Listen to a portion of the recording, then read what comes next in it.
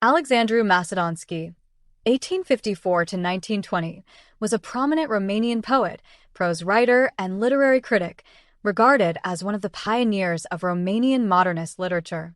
Known for his bold and innovative approach, Macedonski played a key role in introducing symbolism to Romanian poetry, breaking away from the dominant romantic tradition of the time, particularly that of Mihai Eminescu.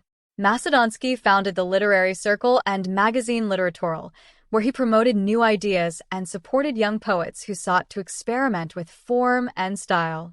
If you enjoyed this video, don't forget to subscribe to the channel for more great content.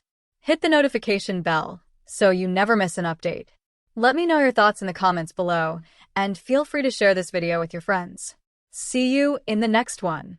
His poetry often explored themes of dreamlike fantasy, death, and cosmic imagery, and his style was marked by a rich use of symbolism and metaphoric language.